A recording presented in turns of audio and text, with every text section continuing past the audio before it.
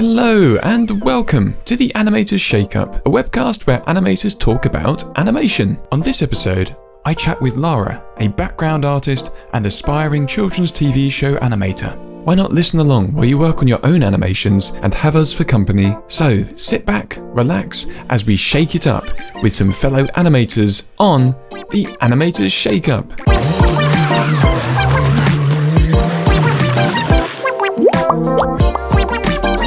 Hello Lara, and welcome to the Animators Shake-Up. Welcome to this, around us we've got our ice cream parlour. Hello, thank you for having me. It smells very nice in here. You're very welcome. Yeah, very very pink and blue.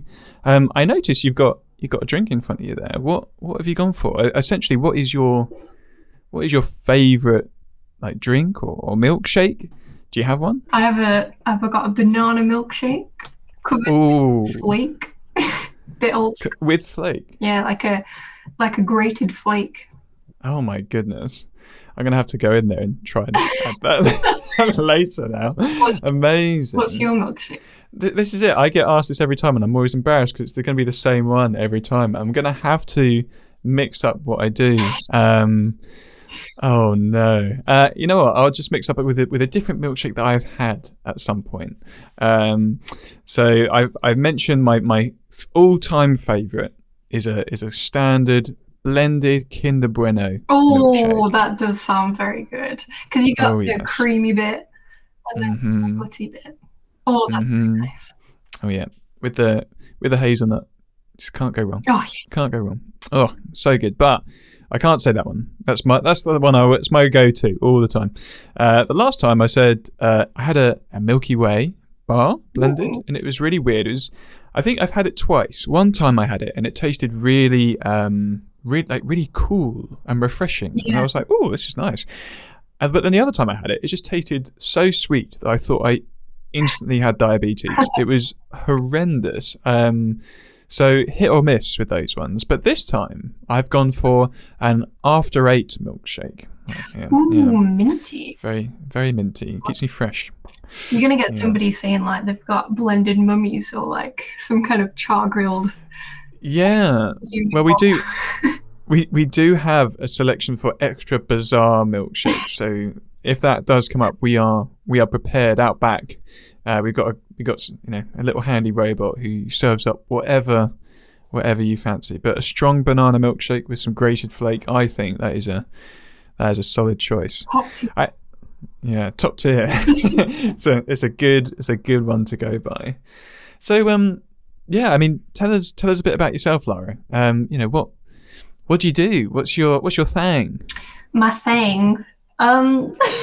So I've been working in animation since I graduated, and I've been working as a background artist for a while, and then I segued into kind of like motion graphic stuff for a while until I decided to pursue my dreams in children's animation. So now I'm back in children's animation.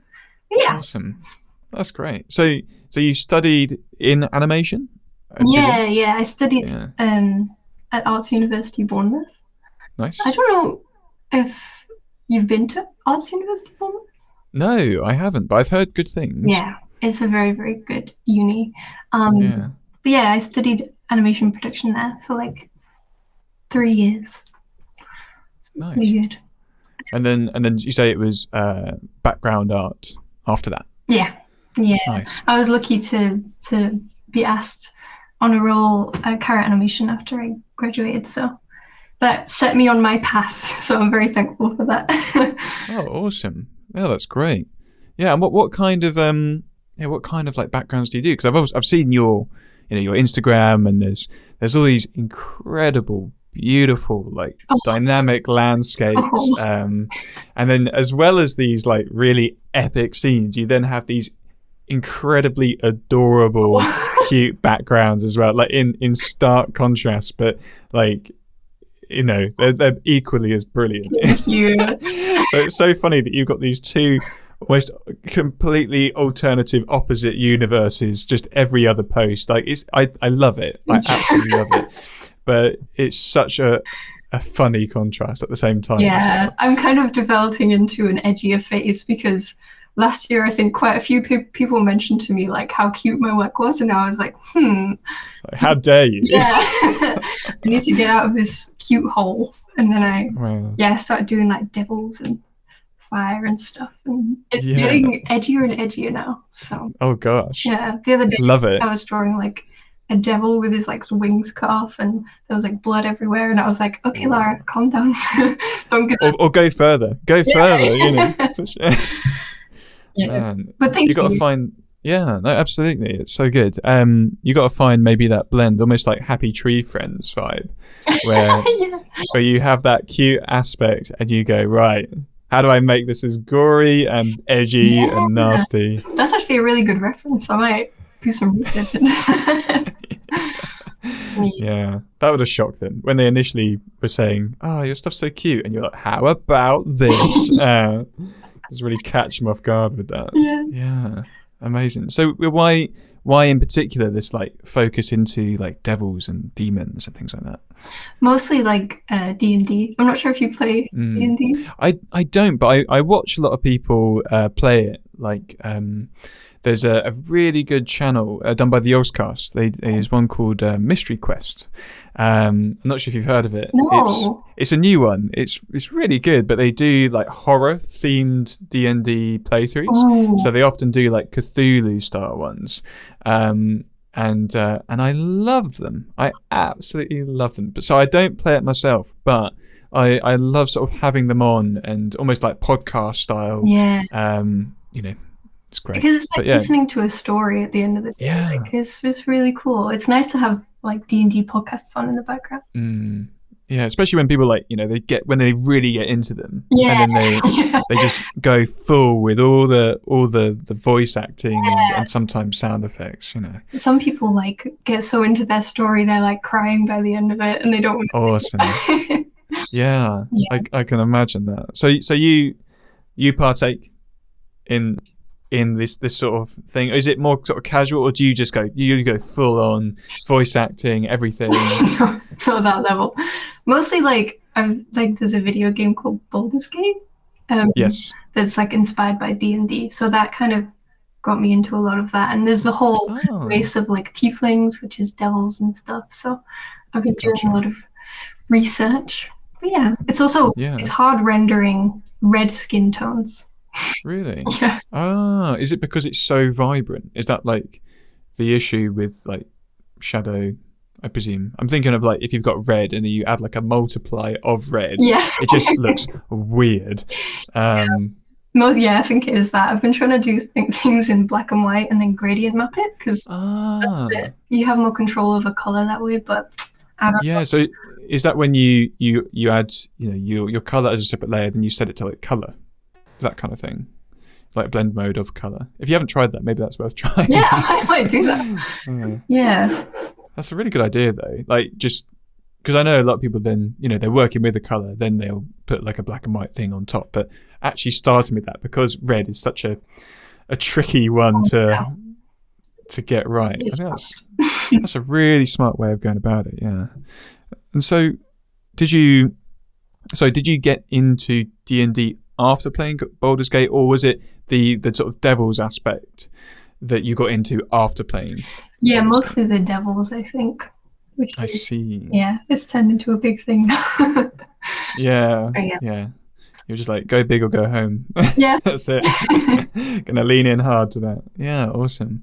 Yeah, I had a friend he was in my feature. He voiced a couple of the characters in Baldur's Gate 3. Really? Yeah, I think he did like a lot of the goblin ones. Oh my god. Yeah. I have to ask him what the actual characters were. But yeah. Wow. Yeah, I took a look at your YouTube and like your shorts and stuff are so cool. Thank you. They're really, really good. Like really, as well as your animation. Like you seem to just be doing really well in like everything. It's a blessing and a curse. I'm gonna say. I started in film. Then I've only recently officially moved to a lot more animation. I used to I've always done like bits and bobs of animation mixed in with live action. It's always been my thing to sort of blend the two. But yeah, always started with shorts and live action stuff. It was interesting actually on one of the other chats I had. We were talking about this idea of when you pre-viz imagery or that you're going to draw and stuff, like do you see it as live action or do you see it in its illustrated form, which I thought was a really interesting question. Like how do you like approach your stuff? I think for me it's like probably in illustration, but for you I imagine it would be in film, because I guess you've been doing that for longer.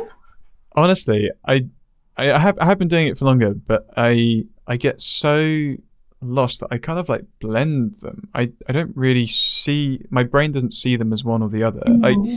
It's funny because a lot of my animations are very like wide angle. Yes. But that is kind of the way my brain sees things. Like, I can't quite help it. Your eyes are just like a 0.5 lens. They are.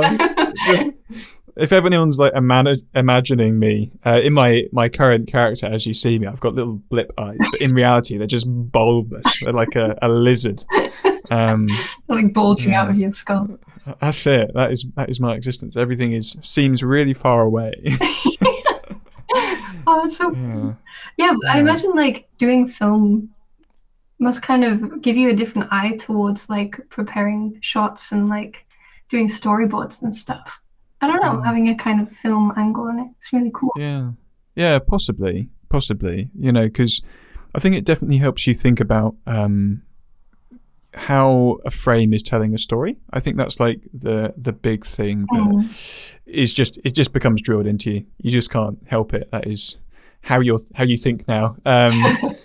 So yeah, that's definitely something. But yeah, you say you start almost seeing it in its illustrated form when you approach something. Do you, if something is, because you know, again, your work, you know, can jump between these very clean but textured landscapes to these very kind of cartoony, fun, colourful things. When you initially come in planning, do you have like a generic visual, or are you already set in what the coloration and style is going to be? Nah, probably not. I think a lot of times I use like Pinterest, and I'll go on, if I like the colors of one piece, I want to maybe like focus on practicing colors specifically. I'll just do a study using those colors, but something completely different. Like I'm not copying that piece. Yes. Yeah. But like, I think when I go into it, I don't think I have anything in my brain. It's just kind of like, it just like vomits out of me.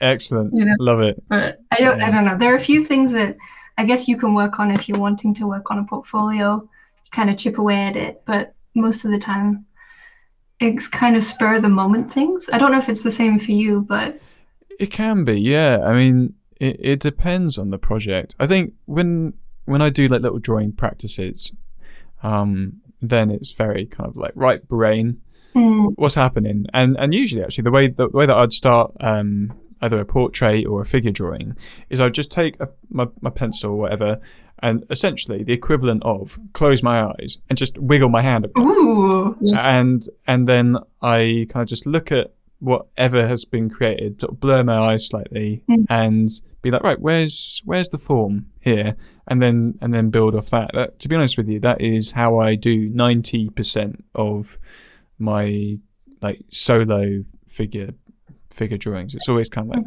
see the shapes. I think is how I'd sort of jump in, and that is probably the most purest form of vomiting onto a page. So somewhat similar there. Sure. I was going to ask, like, your animations are like really dynamic, and do you have, I don't know, it really makes me think of anime, and I was wondering if you have like specific anime reference, like Naruto or something. Oh, of course. Well, Naruto is the be all end all in my childhood growing up. So it's like, Yeah, there's it's interesting. I actually did a talk on this specifically about like getting into animation and finding out where you want to be. And the big part of it was just like find what fascinates you. Was just like what is it that makes you obsessed? Yes. And it's like there's like whole animes that you can be like this whole thing as a whole makes me obsessed. But I was like no, get into the specifics. Like what bit specifically? So there was one title sequence in Naruto. I think it was like season 2 or 3. It was when they were like they were on the second or the third part of the Chunin exams, and it was kind of like when Lee versus Gaara and Naruto versus Kiba and things like that. There was one title sequence where Naruto had been knocked down, and he stood up, and because he was like in so much pain, he sort of swayed and then caught his weight. Ooh. And it was just that tiny movement, and from there I was just obsessed. Like that was it. I was just like, what was that? It was just the slightest movement, but there was so much sort of mass to this object, and it was kind of a wide angle, low angle perspective as well, which I love. Yeah. And yeah, it was just like that one bit just caught and encompasses like every way that I would love to approach any movement in animation. Where is that weight? How is it caught? Yeah, there's like this thing on YouTube. I think they're called like maps, like MAP. You probably know of it, but if you type in like some kind of movement or like character MAP or like water effects, it will just give you like a compilation from animes of just like that exact movement or that exact thing. Oh my gosh. Really good for animation reference. That's brilliant. Yeah, I've like come across them every now and again, MAP, but I never knew what it stood for. No, me neither. I don't know. No, it's a mystery. If anyone knows, let us know. Yes. In whatever capacity you can reach out to us and tell us. I mean, we could probably Google it, but that's way less interaction. Yeah. Boring. We want to hear you like come up and tell us the wrong ones. Yeah. Just get as creative as you like. Motion that's good to know. Penguin. Yeah, that's it. Yeah. That'd be epic. If we then search penguins MAP, that'd be the coolest compilation. There was like an anime where it was just like an army of penguins. I haven't seen that, but I remember vaguely there's a thing. That is a thing, I think. Was it Madagascar? I don't think it was Madagascar. It was anime style. I can't remember what that one was called. It looked adorable though. They found a way of drawing penguins in a cuter way than I ever imagined, which I was like, how is that possible? I love that. So adorable. Yeah, one of my favorite animes, Free. I don't know if you know it. It's about Free. Yeah. No. It's all about swimming. And it's like loads of topless guys. It's kind of an anime for the girlies. But yeah, brilliant. Apparently they made it just because they wanted to animate water. That was like the only focus of the anime. And that's kind of what you were saying earlier, like focus on this one thing, and then from that, like other things can like explode. Yeah. I think with Free, they just wanted to animate water, but then they made this whole competitive swimming anime. And I think that's really cool.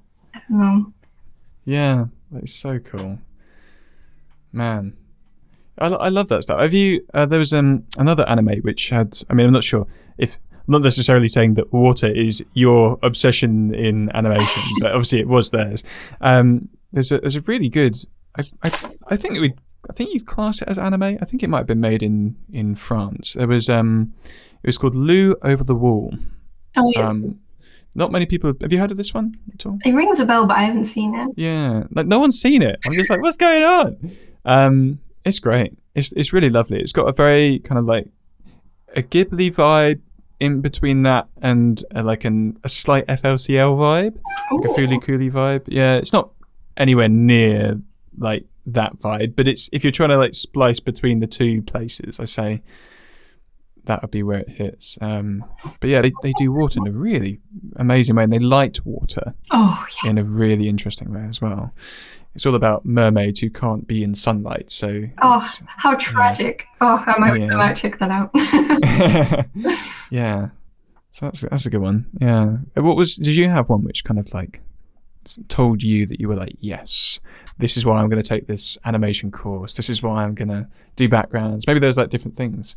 Oh, I don't know. I think anything by Kyoto Animation, which is like a studio in Japan, they did their water one that I was talking about. And then I don't know if you know A Silent Voice. It's like my favorite movie ever. It's about like a guy who bullies this deaf girl and then grows up and tries to redeem himself.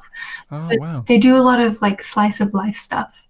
And I don't know, it's not necessarily the style or anything from that studio, but it's just their like storytelling. They always have really sad stuff, and I love it. And they always tell it in a quite a melancholy and slice of lifey way.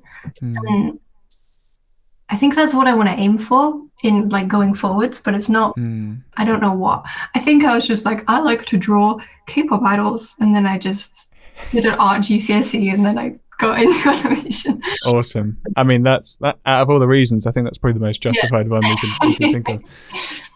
Yeah. It explains the Top of the Sky anime as well, so it's a nice combo. I think it's being consistent. Yeah, definitely.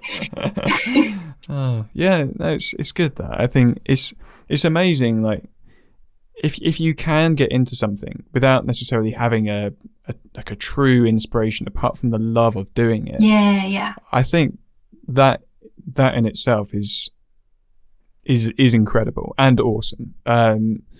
So yeah, you know, if someone's out there listening and they're just like, oh, I don't really know what my inspirations are. Like, if you enjoy doing it, it's just like, that is more than enough. That's more important, to be honest. And I also say to people, if they're in kind of like an art blog, I'll just say like whatever, and maybe they want to draw, like they want to do it for their portfolio work, whatever. I'll say like, just think of what you love. Like for me, it was devils and vampires. So then like I was in that kind of phase. And then do a study on like the things that you love outside of art. And then, I don't know, it kind of brings in this inspiration. I don't know. No, you're right. You're absolutely right. It's like giving yourself that forced brain break from looking at something in the same way. Because when you go and get new information about something, it allows you to then approach it from a different perspective. Yeah. Like, my degree, despite it being in physics, the dissertation and my master's PGCE write-up was all about the neuroscience of creative thinking. So the way that creativity works is actually incredibly similar to how scientists think as well. The only difference is instead of thinking about a logical conclusion at the end, we instead think about things from an emotional perspective and think about where the emotion lays and how that brings it together.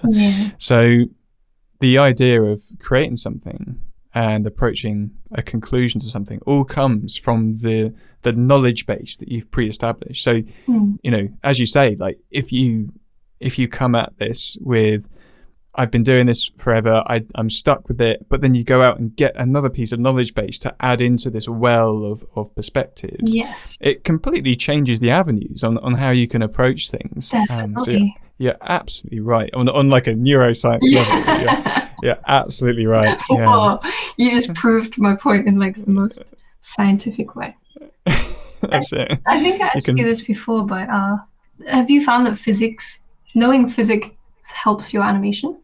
Oh, this is it. Like, I didn't even think about it at first. I didn't consider this, but when I was at a meetup and when people were looking at the sort of crazy action movement things that I do, they're like, why does it work? Like, I tried this stuff and it just feels floaty and things like that. And we sort of sat down and it was actually took someone else to say, it's physics. That's what it is. It's the fact you understand how this stuff should be moving to get it to move in a particular way. So apparently, yes. Hell yeah. Yeah, and I'm very welcome for it. My degree is useful. Yes, in like a completely other industry. Yeah, I know. It's bonkers. It's so cool. Funny. But yeah, it definitely does help. And this is like the big thing which I'm trying to push, and eventually making a course one day is like the perspective of understanding physics to be a better animator. So it completely flips physics and animation on its head. It's something which I'm working on basically, where we approach, you know, what are the practical parts of physics that you should really have a real solid grasp on to then actually approach movement Wow. in a way which allows you to be adaptable to whatever comes up. Because I see all these tutorials on how to make a waving flag, and I'm like, no, you shouldn't be using these spheres. You need to think about the tension in the material and where the force is coming from under it, and because then when you come to doing any slight variation, you're screwed. So that's kind of like the thing. I'm like, I want this to be public information eventually, because I do think now that I've realized it, it's so important to have like some base understanding of this stuff for movement anyway. But do you kind of do you do a lot of life drawing to help with character animation?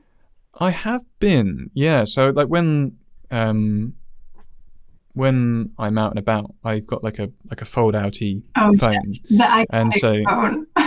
yeah, I mean, I wouldn't recommend them. Sorry, Samsung, but you need to fix up your middle screen. It goes all weird and funny. But I like having like a little small device where you can just doodle wherever. Like I wouldn't feel comfortable doing it on pen and paper or pencil and paper. I just like that not panic about things going wrong and being able to fix it quickly. Yeah. Like lasso tool it and move it. Is that what you mean? Yeah, things like that. Just fix up that scaling. There you go, done. Yeah. I just that to me, if I didn't have that, it wouldn't be enjoyable anymore. Yeah. It would sort of take that aspect out of Yeah, it. I know what you mean. Like when you draw traditionally, there feels like there's so much more pressure because you can't just double tap undo like on Procreate or something. So how have you counted how many times that you've done that to a piece of paper? Oh my God, so many times. It's definitely a thing. You just got a tick. It's like, yeah. Yeah. Right now my brain's kind of messed up because I'm using this, I don't know how to say it. It's kind of like a secondary monitor that's connected somewhere, and it's run through Windows, whereas my computer's a Mac. So if I'm using Photoshop on that, it's Control-C, Control-V. But if I'm using it on my Mac, it's Command-C, Command-V. But I think from night to day, when I'm working on different projects, my brain has to change, and I just can't keep up. It's just like... No, I know the pain. Yeah, because my current home system is all Windows, but when I'm lecturing at the uni, it's all Mac, and every time I'm just like Control. Oh, dang it! What's that one again? That's like a weird button that I don't even know what it does. Command. There you go. That's an Alt. All right, and just embrace the chaos that way. So yeah, I think everyone will have that as a problem. I don't think that's a necessarily you problem. So I wouldn't panic yourself on that one. I think if you. Sorry, Bob. If you don't have that, I think there's probably something more wrong with you. Yeah, if you think it's easy. Yeah, exactly. Yeah, what is wrong with you? I just grown up with both all my life. Get off your high horse. Stick to one. Oh, are you a Mac or Windows user? Well, this is it. I've always been Windows, but tomorrow I have arriving my first ever Mac. How? I know. Why the transition? Well, I got a bit afraid because I had this super portable laptop that I got it because it's got one of those built-in styluses, so I can sort of draw on it and work with Clip Studio wherever I am, which I highly recommend actually to an extent, because a couple of weeks ago I pulled it up from under my desk and the corner of it just ever so slightly clipped the desk underside, and so it pulled it out my hand and it dropped about 10 centimeters and the fan shattered. Just completely shattered in it. And I was like, it was onto carpet. It was 10 centimeters, for goodness sake. And so I took it to a repair place. They did repair it, but the parts for it are just so rare that it was like 50 quid for a fan, plus repair. So I was like, my partner has got a Mac, and bless her, she's a bit clumsy. The amount of times this thing has been dropped, not necessarily thrown around, but it's been dropped significantly. And this thing is just a tank. It just keeps going. So I'm kind of like, I kind of want something that I can semi-rely on to take a bit. I don't drop things ever. Like, this isn't my thing. It was so rare. I was so freaked out. But I was like, I like the just in case. I like that. Oh, yeah, sturdy. You're right. Yeah. And they're very good for airdrop if you're just like Yeah. transferring over a file.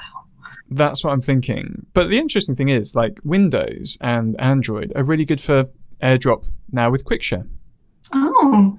So I'd say they're actually better nowadays because you can do it with any device between anything. Oh, that was my only point that I could do by having a Mac. It's gone now.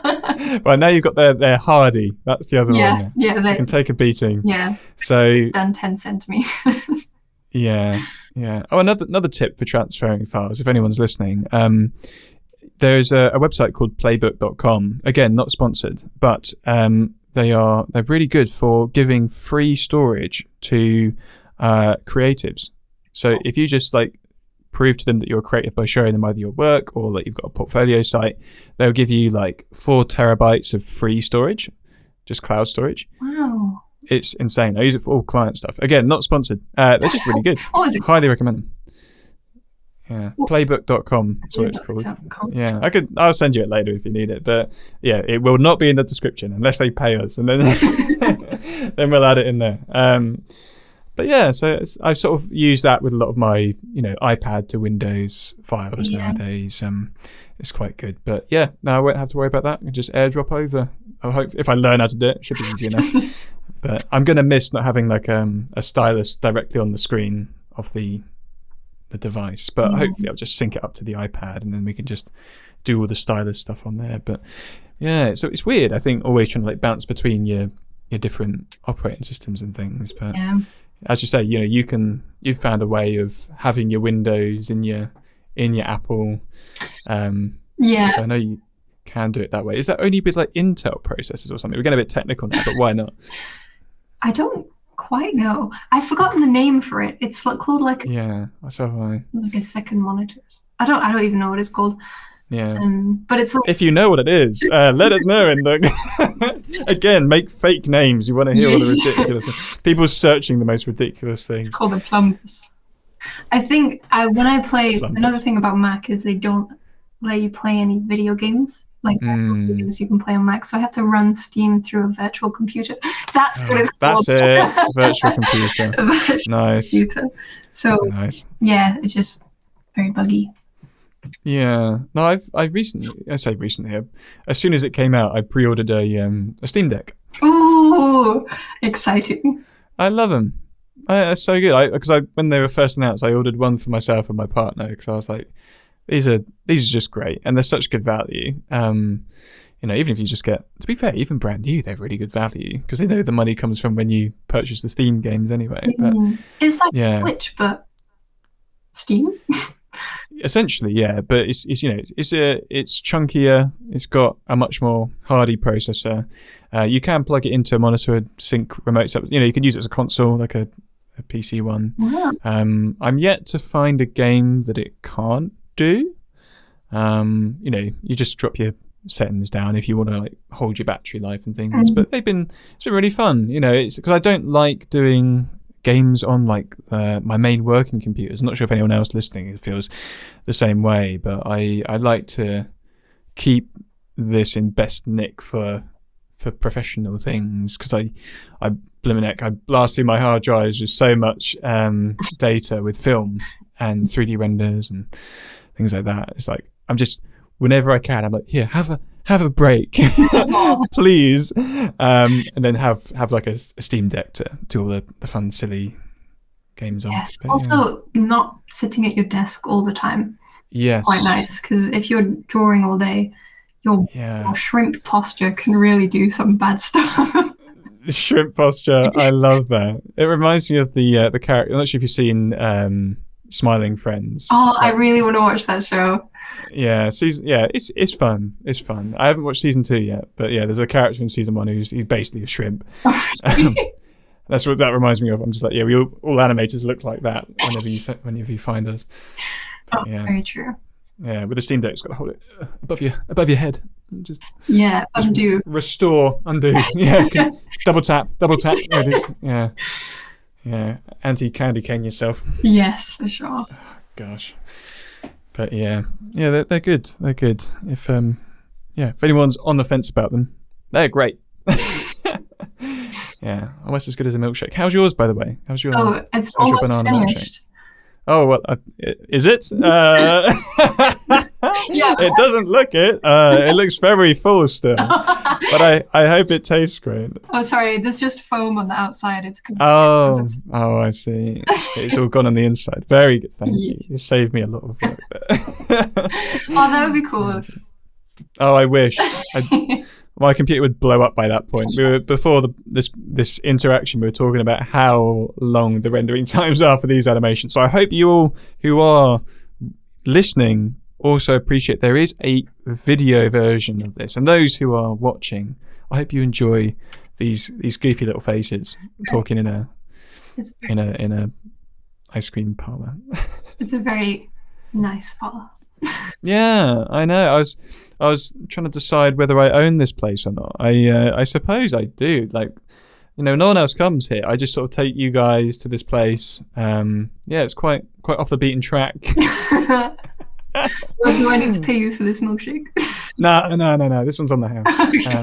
Okay. Yeah, that's it. Yeah, I'm glad. Yeah.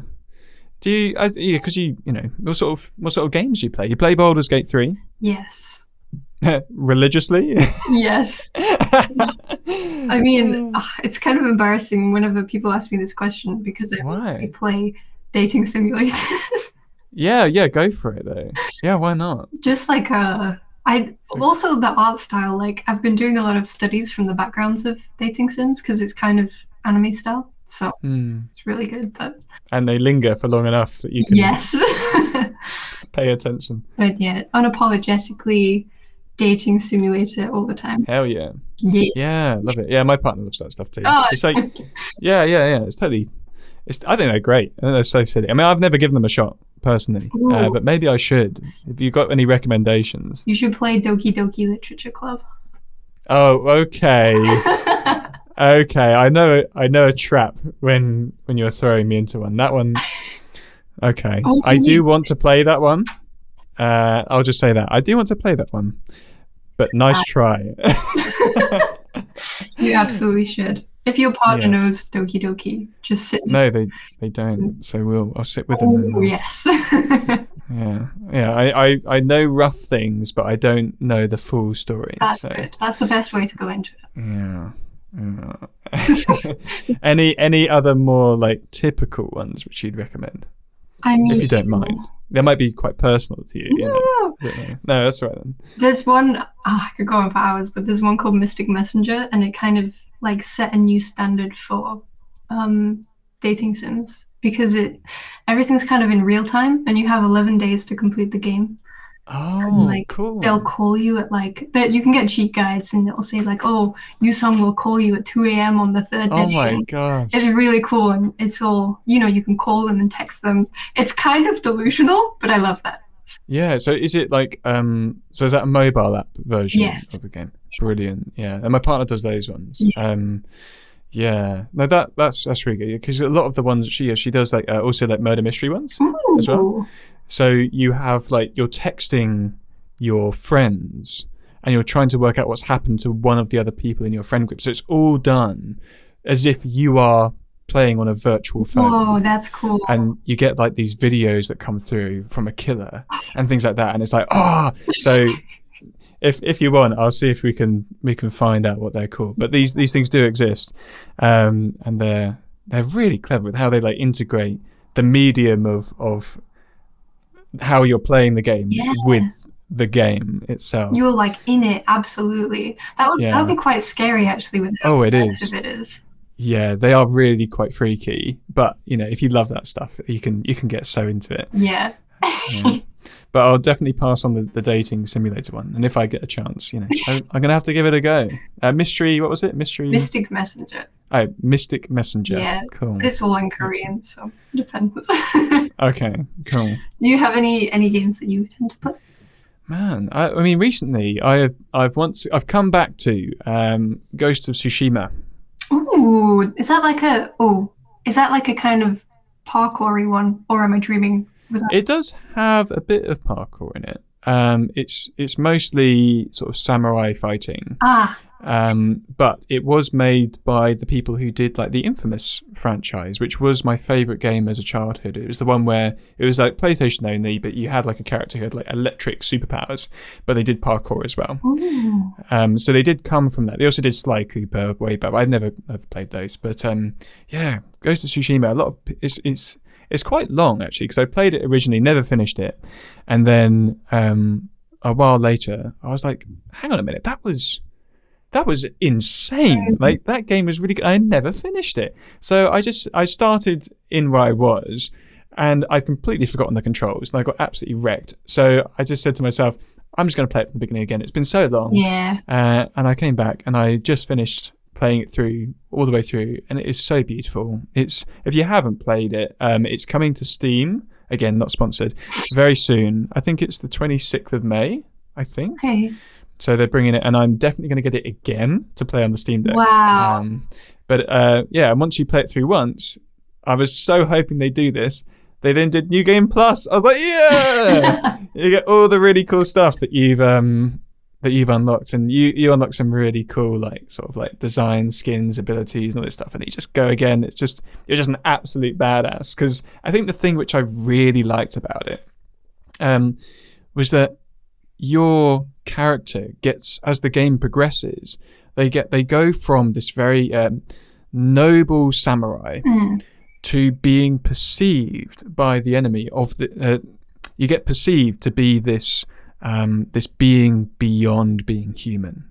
Ooh. And so they start to fear you in a way that you are like this paranormal, unstoppable entity. And I love this sort of role-playing aspect of, like, you've gone from this noble samurai to suddenly, that these invaders are all like, yeah, we'll just cut these samurai down, to this being of vengeance. And they're just like, and they all fear you. And I'm like, oh, this is so cool how it's just gone this dynamic flip. But are you still playing as a good guy, or can you turn into a good guy? You are a good guy. Okay. And it's, the old game, Infamous, you got to choose whether you're a good guy or a bad guy. Ooh. But I think this one, it more plays on the idea of, like, you are at heart a good person, but you need to show this evil side to overthrow this army who's infiltrating your land. It's really, really clever. They're so good at balancing, like, moral choices. Yes. The Sucker Punch is the company. Okay. But you don't actually make the moral choices in this one, for the most part, I'll say. But you're with them. Yeah. Thinking about it the whole time, but that's it. Like, this goes with, like, games or anime or animation or movies. Like, for me, the thing which is so key is that story and the characters, and that is what is going to drive everything else beyond everything. I think I was having a chat on the last episode of this, where we were discussing the importance of being very particular about the style of the animation. But I'm actually in favor the other way. I'm kind of like, if it's my stuff, I'm like, I don't really care if you've got to do a certain medium for one bit and a certain medium for another, as long as the story and the characters are there. I'm all for it. It kind of, like, leans into that FLCL vibe as well. Yeah, definitely. Yeah. I'm not sure if you've topic. Like, I think I don't know, sometimes you kind of want to balance visuals or story, and sometimes I'm making a film right now, and at this point I don't think I have the skills to make the visuals that I want, so I'm just really focusing on the story. But yeah, it's weird, like it depends. I think you've got to find the appropriate balance to the piece of work you're making. I think, because, like what I was saying with my very, like, action-packed one, we have, like, the live action aspects of it where it's very slow and the characters are talking, but as soon as we go action, we go very, like, loose style, because it's very energetic, and because we know it's going to be energetic, we just let it be what it is. You can work out what the characters are doing, who they are from the colors. Sometimes they're just little streaks of color, but you know what's happening. Just smear frame of, like, just all smear frame, all of it. If you, like, took Homer Simpson and turned him into just one massive smear frame, you could probably tell it was Homer just because of, like, the yellow, white, and blue. Exactly. Exactly that. Yeah. As long as it reads. Yeah. And so tell us, what is this film you're working? Can you tell us about it, or is this like a personal project that you're bringing together? Yeah, it's a film called Ghost, and it's about a little ghosty guy who is really good at drawing. He can basically see what people look like when they were mortals. So he'll like draw other ghosts. He has a little portrait store and he draws other ghosts as they were when they were living. And that's like the first time they can see who they were. So they're really happy. But he doesn't know who he is, and it's going through how he died and his life and stuff. But my main inspirations are Soul. I don't know if you've watched Soul and I haven't, but I'm aware. Yeah, it's more or less. such a good film. I would very much recommend it. And yeah, there was something else. A lot of music. It's like inspired by a lot of music and stuff.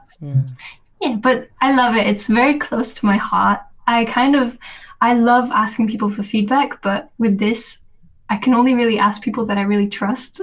The story's so personal, but it is a beautiful concept. Oh, thank you. That is truly beautiful.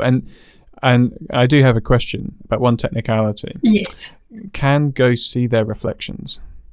Well, that's the actual thing. In the end of this, he does. Don't just spoil it. You don't need to spoil it if you don't want. Oh no, it's fine. He can see his reflection in my phone because there's a scene of him looking into a mirror. Right. But that's a really good question, because whilst I was making it, he's kind of he's like a frog spawn. Like he's kind of see-through, but there's a little bit inside of him that jiggles around. And I was like, how do ghosts like excrete? How do they go to the toilet? How do they do that? Yeah. So whilst I'm making it, I'm like trying to figure out all this stuff. Like, can they see themselves in the mirror and stuff? It's cool. But I feel like there'll be a lot of things that will come up. How do ghosts do this and that? How long is this going to be in the end, are you thinking? Have you got a rough time frame for it? I think like 3 minutes, like classic short film, 3 minutes ish.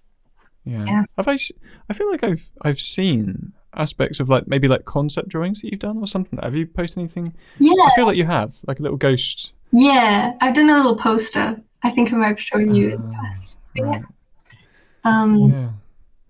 It's fun, but the style has completely changed from that now because I've been developing it way more. But nice. I don't know, because I think you're making your film right now. I don't know if the style has changed, like you were mentioning how the style changes, but has it changed throughout development for you? A little, but not too much. I think because I kind of like pre-planned everything to make it as efficient as possible.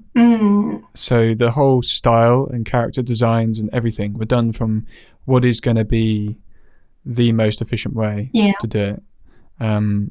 So I like pre-scoped it before jumping in, because I was like, this is, it's not a short, this is a feature. I've got to figure out whether this is even going to be physically possible. And with animation, you need to make sure it's animatable. Yeah, to an extent. Again, like I think in some projects, like you're doing, where you've kind of like started with the story, you've been building it up, and now you're in that part where you get to play with the visuals before locking anything in. I think you totally have the freedom to do that with animation. Yeah, which is so nice. Yeah, it's really fun. Like I'm taking inspirations from like Chinese culture, and there are like Chinese medicine cabinets that you can get. Well, they kind of hold like herbs and stuff that you put in medicine, but I'm turning that into like stalls that the ghosts kind of go in, and it's just so fun when you let your mind just go free and you just like take inspiration from the randomest little thing on your desk. I feel like it's just really, really fun. That's so good. Oh, that's lovely, that is. Yeah, I'm excited to see that. I mean, I love all these like little sort of passion projects beyond the stuff that comes from your brain, just whoever I get to talk to, it's just like, what's in there and what's bubbling away and forming. I love it. And I think actually one of my favorite things to do is to go to either student film festivals or student animation festivals, because it's like a lot of the time, these are these people's first opportunity to express something visually. Yeah, that's true actually. And you just get the most range of things that it doesn't feel like it's been prescribed to be anything, which you do tend to get with typical festivals. Yeah. But instead it's just like, I just really wanted this, so I did this, and I'm just like, yeah, this is so good. Interesting. I never thought of that before, but it's so true. Like, if they're just a student, they've maybe really good at practicing their own drawings and concepts, but then they can turn it into like a thing, like a film. They can that's really cool. I never thought about that. And in festivals, often it's kind of themed, so it would be like space or whatever. So, but the student ones, then you get a massive range of stuff. Yeah, I highly recommend them. I think they're very overlooked by a lot of people. It's like, I think if you're thinking about going to a festival, I'd say mix it up. Just see what's out there. See what student ones are out there. And just be like, just take the plunge, and you'll often find both people who have suddenly expressed something which you wouldn't have ever dreamed of, but also people who are really willing to meet new people as well and connect and network. And for sure. And if that's something that you're looking to do, it's really wonderful. So yeah.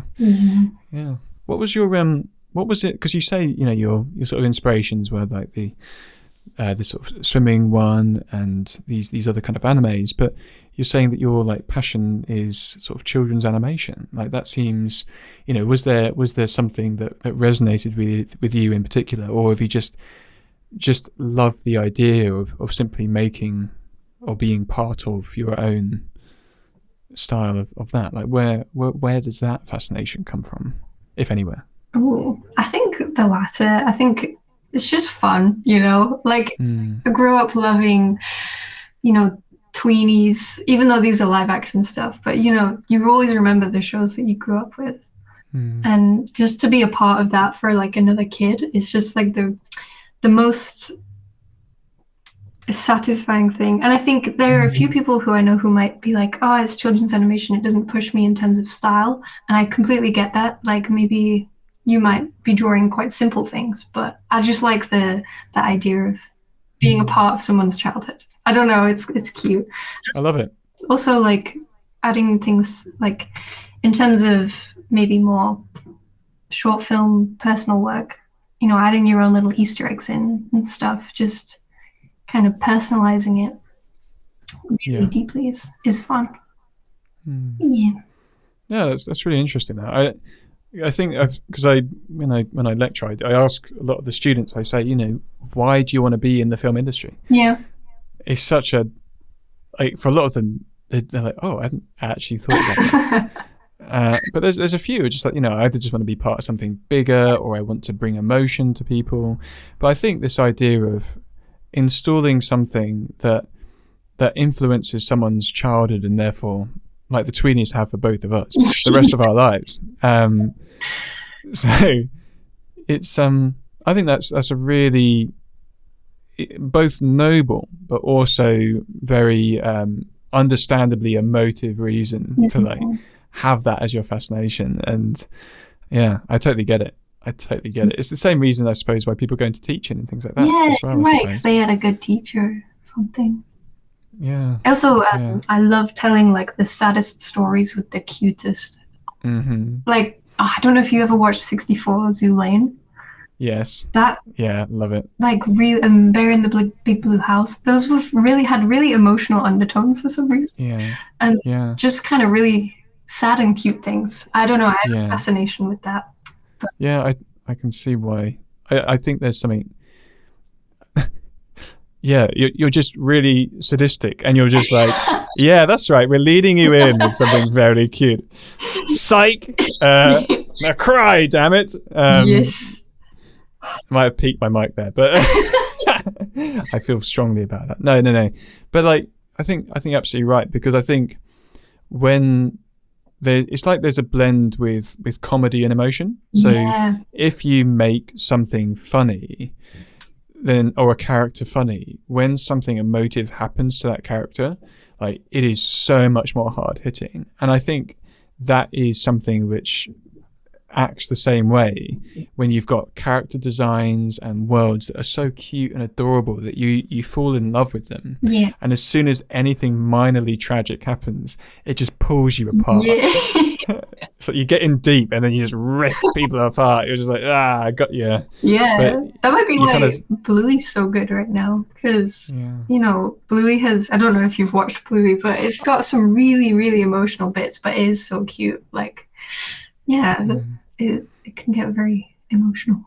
Yeah, I've seen some clips. I've seen some clips from that, but also I think it's Steven's Universe or Steven and the Universe or something like that. I can't remember what it's actually called, but I think it has that same kind of like cute feeling, kind of like Gravity Falls, but it then touches on some really important big questions that kind of dissect you and pull you apart. So I think there's something where you can use these very subtle, warm animation styles to really like almost get people's guard down, but let people in, or people let it in. Yeah. And once it's in, then you can toil those questions and get things more, get more response from people. Yes. And also, I feel like cute animation can kind of turn quite a few people off straight away, because they're like, oh, this is cute. This isn't going to be like deep or anything, so they'll turn it off. That's true. But sometimes if they stay around, they might see something they didn't expect. Yeah, I think it's probably, I'd actually say, in terms of like mainstream TV, I think there's more of these cute animations that are actually quite deep than there are cute animations that are just cute.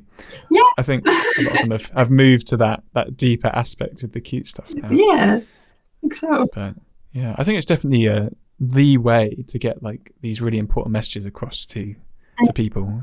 You get them thinking it's one thing, and then you change that perspective when they're already in, and you flip a switch when you're beneath the skin, and you go, there you go. Now think about this. And you're like, they got me. Now I'm thinking about that in a whole different way. Got to reassess all my life values now. Yeah. It's like homework. Yes. Oh, yeah. Well, I have two kind of like round off questions for this sort of chat here. Right? One is kind of like your bog standard typical interviewee question, where do you like have any like advice or like maybe perspective that either you would be willing to share with people who are looking to get either into the creative industry or even looking to be where you are now, or want to progress along a similar kind of path? Do you have any perspective or advice? Anything can be really loose, whatever you fancy, really. Really? Oh, I guess like there was one talent director that said to me at Annecy last year, and I was feeling really bummed out at the time. He was just like, keep at it. Like, just keep doing it, even if you're in a rut. It's hard because there's a balance with needing a break and kind of working through a break. But I think, the industry's quite dry. At the end of last year, there were like no jobs whatsoever, but every rejection is like a step toward, something better. And I think just keep at it. That's the only thing I can say, like persistence. Keep drawing, draw the things you love, and draw because you love it. I think it can be quite easy to kind of get into a space where you're like, I need to be better because this person's better, or, but I think just do it because you love it, and then that's where it'll come from. It'll just come so much more naturally, Yeah, do it for you rather than for trying to be like someone. Do it because you wanna do it, I suppose. And I suppose when you have those lulls, you got to think, right, why am I doing this? Who am I doing this for? Yeah. And sort of when you need to don't be afraid to reassure yourself in that way, and to step back and evaluate, and then reapproach guns blazing when you're ready to, I suppose. Yes. And also, one bad drawing doesn't mean you're bad. You know what I mean? No, absolutely. Yeah. Well said. Yeah. Yeah, I was saying on the last one, I just got to the stage where I'm just like, I just make something, I'll just post it. Yeah. And I won't look at the likes, I won't look at anything like that. Just do it and boom. Yeah. Next. Don't be precious. Yeah. When you can kind of let go of that, I feel like sharing your stuff can just become a lot easier, Yeah, that's really good advice. Yeah, no, I agree. I think you've hit something very important there. Trying to find that balance of motivation and healthy motivation as well. I suppose my next question you might have already answered to an extent is, what do you have planned next? Because you're doing the short film with the ghosts. Yes. And are there any other Baldur's Gate 3 fan arts coming up? Is there any? Are we expecting a whole book of demons? What's the plan for your future other than your wonderful short film with ghosts? Ooh, I don't. I think that would probably take like a year or maybe 2 years for me to like do. I'm gonna figure out a way to do it with rigged animation and stuff. So I think it'll just be that really for. Yeah, fair enough. Yeah. And no ghost fan and no devil fan fiction or anything. Dating simulators. Not yet. Not yet. And maybe Distant Horizon. Who knows? Yeah. Yeah. Maybe you make your own dating simulator. Yeah, completely custom to the fascinations of. That is the dream. One day I'll make a dating sim. But for now, it'll be about devils and demons who are part of a competitive swimming race. That would be really in lava. Ooh, you know what? I think you're onto something. I'll do some fan art. Oh yeah, you can have that one for free. Wonderful. And where can people find you if they want to check out your wonderful work? Oh, my Instagram is KQNai. It's a keyboard smash. Excellent. So, yeah, I'm basically that on pretty much everything. Perfect. Yeah. Wonderful. Well, it was an absolute delight chatting with you today, Lara. I'm glad you enjoyed your banana milkshake. I enjoyed my minty After 8 milkshake. That was delicious as well. I mean, they're both there, but again, it's just the bubbles on the side, as you say. Thank you for inviting me to this milkshake parlor. Oh, you're very welcome. You're welcome back anytime. Thank you. Wonderful. Cheers. And see you soon.